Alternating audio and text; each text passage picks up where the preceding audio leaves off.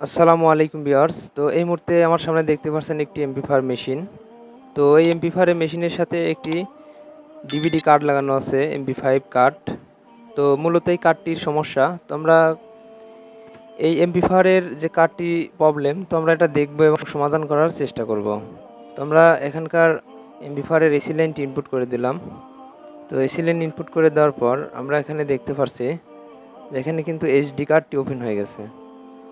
তো এইচডি কার্ডটি ওপেন হওয়ার পরে ONE লেখা আসছে। তো এই লেখাটি এসে দাঁড়িয়ে থাকে। আর এখানে পিন ড্রাইভ বা মেমোরি দিয়ে কোনো ছবি ইনপুট করলে ছবিটি এখানে কোনো ডিসপ্লেতে শো হয় না, অর্থাৎ এখানে কোনো সেকেন্ড ওঠে না বা এটি রান হয় না। তো আমরা মূলত দেখব যে এই ধরনের সমস্যা কোথা থেকে হয় বা কীভাবে এই ধরনের সমস্যা ঠিক করতে হয়। তো আমরা সর্বপ্রথম এইচডি কার্ডের ভোল্টেজটি দেখব। তো আমি এখানে ডিজিটাল মাল্টিমিটারে ডিসি মোডে রেখেছি। রাখার পর এখন আমরা 7805 আইসির আমরা হিট সিনের সাথে নেগেটিভ এখানে ধরলাম। ধরার পর আমরা দেখব ওখানে কত ভোল্টেজ। তো মাল্টিমিটারে আমরা দেখতে পাচ্ছি 5 ভোল্টেজ কিন্তু এই কার্ডে ইনপুট হচ্ছে। তো 5 ভোল্টেজ ইনপুট হচ্ছে। তারপরে ওই কার্ডটি কিন্তু ON লেখা এসে দাঁড়িয়ে আছে। তো কার্ডে ভোল্টেজ কিন্তু সঠিক ভোল্টেজই ইনপুট হচ্ছে 5 ভোল্ট। তো দেখা যায় এই এমপ্লিফায়ারগুলোতে আমরা এখানে যে ট্রান্সফরমারটি ব্যবহার করে থাকি 3000 মিলি।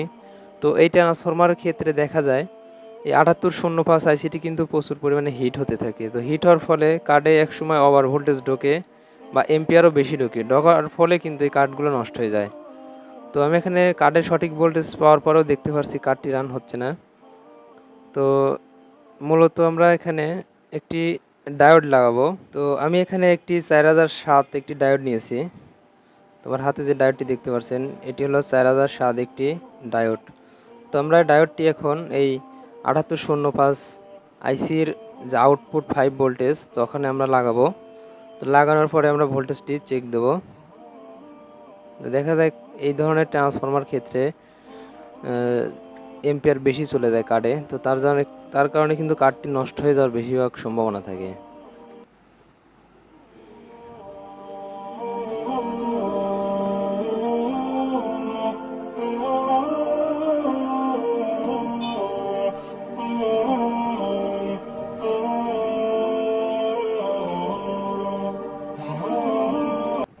তো আমি এখানে 7805 আউটপুটের এই প্রান্তে একটি ডায়োড লাগিয়ে নিলাম 4007। তো এখন আমরা এসি লাইনে ইনপুট করে দিয়ে আবারও ভোল্টেজটি পরিমাপ করে দেখব।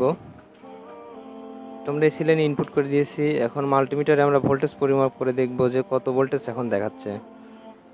তো আমরা নেগেটিভের সাথে নেগেটিভ ধরলাম। তো এখন আমরা ডায়োডের এই প্রান্তে যদি দেখি, তো এখানে কিন্তু 4.7 দেখাচ্ছে। তার মানে ভোল্টেজ কিন্তু কিছুটা পরিমাণ কমে গেছে। তো এম্পিয়ারটাও কিন্তু এখন কমে গেছে। তো আমরা এখন আবার এই কার্ডের সাথে এই সকেটটি ইনপুট করে দেখব যে কার্ডটি রান হয় কিনা।